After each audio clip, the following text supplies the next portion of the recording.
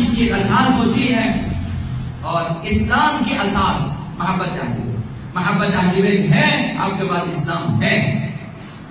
اگر محبت اہل بیت دل میں نہ ہو، اس کے پاس سمجھو اسلام نہیں ہے۔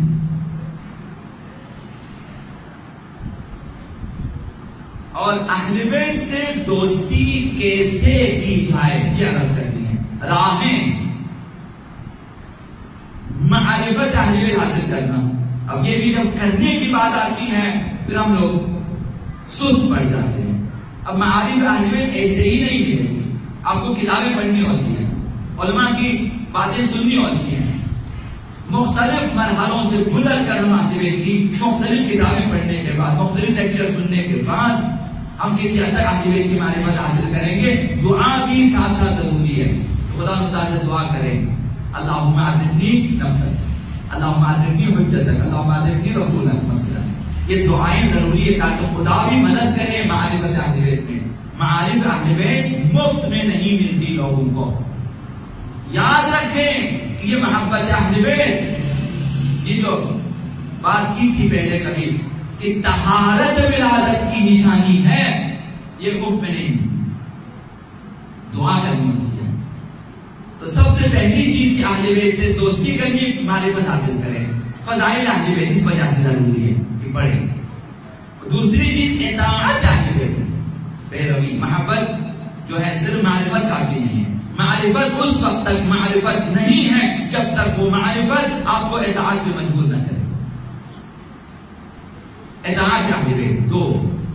اور تیسری چیز توسل اہل بیت اطاعت۔ ہر عمل میں آپ اہل بیت کو وسیلہ قرار دیں۔ آپ کے بڑے بڑے علماء نے تقریر ان کا پیغمبر صاحب کی روش یہ تھی، جب بھی دعا کرتے آپ امیر المومنین کو واسطہ قرار دے دیتے۔ ہمیں اپنے فقہاء نے اور علماء نے یہ حکم دیا ہے کہ اس زمانے میں جب بھی دعا کریں آقا امام زمان کا واسطہ دیں۔ توسل اہل بیت ضروری ہے۔ حیف ہے کہ دعائے توسل کو اس طرح پڑھے جاتے ہیں کہ جس طرح جو ہے شاید ریڈیو پہ خبریں بھی اتنی تیزی سے نہیں پڑھی، بغیر کسی توجہ کے۔ زیر و زبر کی طرف بھی توجہ نہیں ہے، معانی و مفاہیم کی طرف بھی توجہ نہیں ہے۔ یہ توسل انسان ساز ہے اور اسے توجہ کے ساتھ پڑھنی چاہیے۔ یا وجیہن عند اللہ، کم از کم اس بات کی طرف توجہ ہو، اے آبرومند، خدا متعال کے ہاں آپ کی عزت ہے، آپ کی آبرو ہے، آپ کا مقام ہے۔ یا وجیہن عند اللہ، وجیہ ہے، آبرومند ہے، عزتدار ہے، صاحب کرامت ہے۔ یا وجیہن عند اللہ، اشفاء ہے، آپ خدا کے ہاں صاحب عزت ہے، صاحب کرامت ہے، صاحب مقام ہے، آپ ہماری سفارش کر دیں، اشفاء لنا، شفاعت کرنا ہماری۔ توجہ کے ساتھ اگر 14 معصومین کو وسیلہ قرار دیں اور خدا متعال بارگاہ میں پیش کریں، مادی حاجتوں کی بات نہیں کر رہا، معارف کی بات، خداوند ضرور آپ کو معرفت سے مالامال کرے گا، مگر شاید ہی کوئی انسان، کوئی شیعہ، کوئی عزادار ایسا ہوگا جو معارف کے لیے اہل بیت کو واسطہ قرار دیا ہو۔ تو جن چیزوں کے لیے قرار دے دیتے ہیں جن میں مادی حاجتیں ہماری، روٹی کپڑا ہوگا، اہل بیت کا وسیلہ قرار دینا جو ہے اہل بیت سے دوستی کا سبب ہے۔ جب آپ ہمیشہ اہل بیت کا واسطہ قرار دیں گے، محبت اہل بیت دلوں میں آ جائے گی۔ اور چوتھی چیز اہل بیت کی محبتوں اور خدمات کو یاد کرنا۔ ہماری ناشکری یہ ہے ہم فراموش کر دیتے ہیں، بتائے بھی نہیں جاتے اور بتائے نہیں جا سکتے، ان کی فرصت اتنی نہیں ہوتی کہ پیغمبر صاحب کی ساری خدمات کو بیان کیا جائے، حضرت خدیجہ کی خدمات کو بیان کیا جائے، سیدہ کائنات کی تمام خدمات۔ اس قدر خدا نے ہمیں معصوموں سے نوازا کہ ان کی سیرت بیان کرنے کے لیے عرصہ چاہیے۔ جہاں تک ہو سکے ان کی خدمات کو پڑھیں، انہوں نے ہمارے لیے کیا کیا ہے، تو دوستی ہو جائے گی، محبت بڑھ جائے گی۔ اور راہ اہل بیت پر خرچنا، دو جملے اس میں عرض کریں گے۔ راہ اہل بیت میں ایک فقیر نے لکھا، دانشور نے، کہ انسان کا دل وہاں ہوتا ہے جہاں اس کا مال ہوتا ہے۔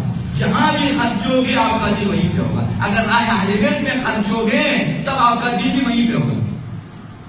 جہاں انسان سرمایہ خرچتا ہے، اب بتایا گیا کہ حضرت نوح سے موزے بنوائے، خدا متعالی کہا توڑے، حضرت نوح بھی راضی نہ تھے کہ اتنی کوزے بنوانے کا توڑوا رہے ہیں، کیونکہ اپنی زحمت وہاں پر موجود ہے، اپنے خرچہ ہے وہاں پہ، اتنی زحمت کا توڑوا رہے سے جہاں انسان خرچے گا، جس مسجد میں آپ زیادہ پیسہ خرچو گے وہیں پہ آپ کا دل کرتا ہے کہ نماز پڑھیں، جس امام بارگاہ میں آپ خرچیں گے، جس خطیب کے لیے، جس امام جماعت کے لیے آپ خرچیں گے، آپ کا دل کرتا ہے اسی کے ساتھ ہے. یعنی جہاں انسان کا مال ہوتا ہے، دولت ہوتی ہے، وہاں انسان کا دل، لہٰذا اس لیے کہ آپ کا دل لگے مسجد میں خرچیں، مکتب اہل بیت کے لیے خرچیں، ایک مدرسہ بنائیں، ایک کلاس کا اہتمام کریں، ایک فلاحی ادارہ بنائیں، مثلا اہل بیت کے نام پہ کچھ بنائیں، ہم خرچیں تاکہ آپ کا دل بھی جو ہے وہیں پہ لگے جہاں پہ اہل بیت ہے. تو لہٰذا اس سلسلے میں ایک چیز عرض کرنی ہے کہ اس دانشور نے لکھا کہ البتہ بڑے عالم ہیں کہ خالی دانشور نہیں ہے، انہوں نے لکھا کہ اس مسئلے میں فقیر و امیر، غنی و فقیر اور زن و مرد یکساں ہیں، کرایہ اہل بیت میں خرچ ہے، اپنی اپنی دارائی کے حساب سے خرچ ہے. کوئی فقیر یہ نہ کہ میں نہیں خرچ سکتا، آپ روپیہ خرچ سکتے ہیں، خرچیں، اپنا مال لگائیں راہ اہل بیت میں. امیر خرچ سکتے لاکھوں خرچے، غریب روپوں میں خرچیں، کم تری روپوں میں. یہ اس لیے خرچیں کہ آپ کو اہل بیت سے محبت ہوگا اور یہ محبت بڑھتی جائے گی. جب دوست ایک دوسرے پہ نہیں خرچیں گے محبت نہیں بڑھے گی. جب وہ دونوں خرچنا شروع کر دیں ایک دوسرے پہ ان کی دوستی بڑھ جاتی ہے. تو یہ مال خرچنے کا بہترین مقام ہے کہ راہ اہل بیت میں خرچیں. اس سلسلے میں صرف دو بات جانا، حضرت آبا امام جعفر الصادق علیہ السلام نے ارشاد فرمایا کہ، اور نوجوانوں سے عرض ہے اگر ہو سکے ذہنوں میں رکھیں، امام صادق کی فرمائش ہے، فرمایا کہ ما من شیء احب الی اللہ من اخراج الدراہم الی الامام.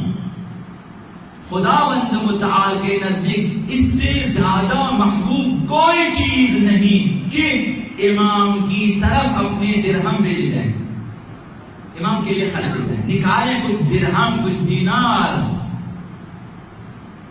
اپنے چیک بک کو دیکھیں کتنے پرچیاں آپ نے کاٹی ہیں اور کس کے لیے کاٹی ہیں، اپنے گھروں کے لیے، اپنے اخراجات کے لیے. ایک پرچی امام کے لیے کاٹے ہیں، ایک امام کے لیے. مثلا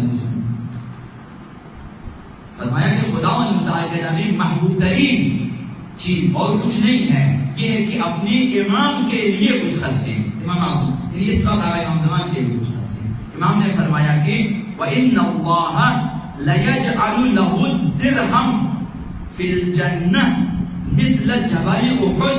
وہ ایک درہم جو آپ اپنے امام زمان کے لیے، اپنے امام کے لیے خرچے گا، کوئی بھی امام،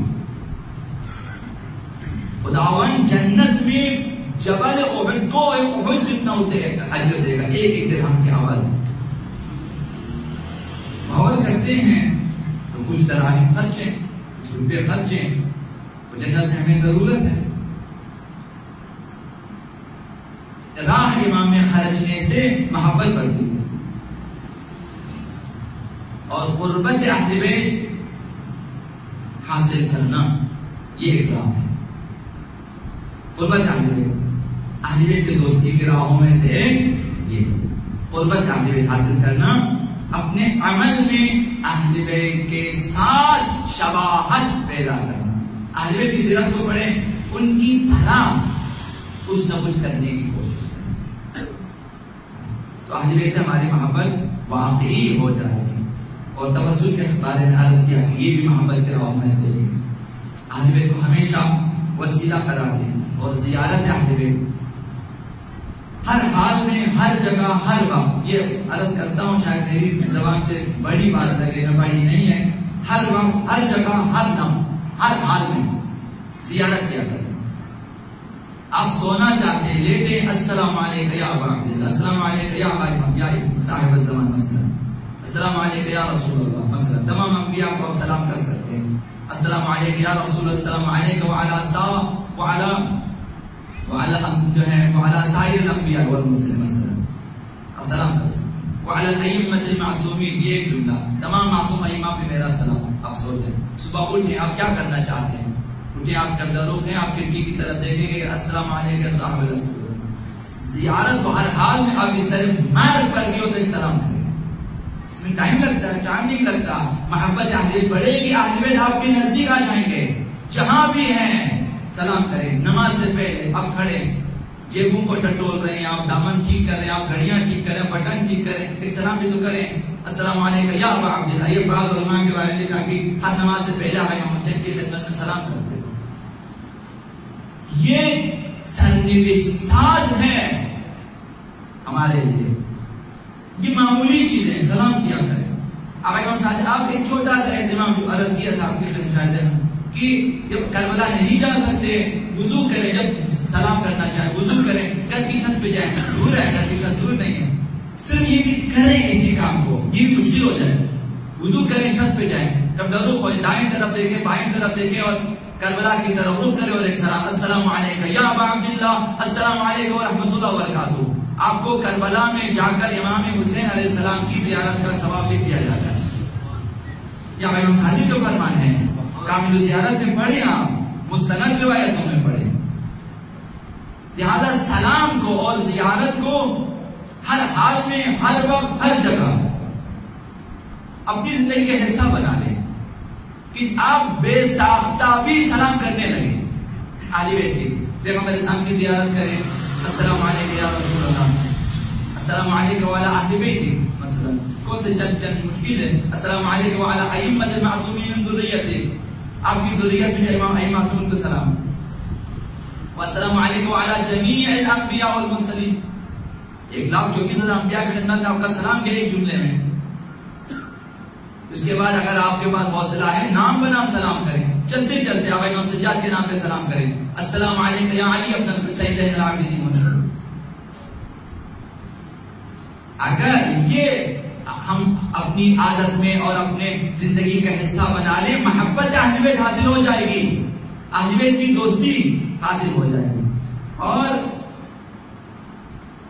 شرکت در مجالس اہل بیت، یہ دوستی اہل بیت کا وسیلہ ہے کہ باعث نجات ہے، باعث ہدایت ہے اور باعث عبرت. اہل بیت کی مجلسوں سے نہ تربیت ہوگی. اور آخری چیز ہے کہ ان کی خوشی میں خوش اور ان کے غم میں غمگین ہونا. یہ کچھ باریک ہیں یہ چیزیں کہ عام لوگوں کا تصور یہ ہے کہ جس دن ان کی خوشی کا ہے ہم اپنی خوشی منائیں. یہ نہیں ہے. اپنی خوشی اور اپنے غم کے لیے اہل بیت کو معیار بنائیں. معنی یہ ہے کہ اہل بیت خوش ہیں تو آپ خوش ہوں، اہل بیت غمگین ہیں تو آپ ان کے غم میں غمگین ہو جائیں، ان کی خوشی میں خوش ہو جائیں. آپ خوش ہیں کس لیے؟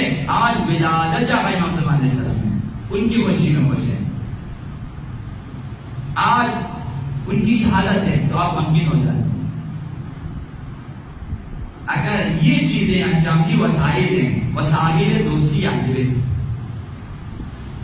اس طرح ہماری تربیت ہو سکتی ہے اور ہم عزادار واقعی بن سکتے ہیں اور پھر منتظران حقیقی بن سکتے ہیں اور پھر ظہور کی طرف جانا ہمارے لیے میسر ہوگا، فراہم ہوگا اور ہم مہدوی بن سکتے ہیں، جو کہ ہدف عاشورہ ہے کہ ہم سب مہدوی بن جائیں اور مہدویت کی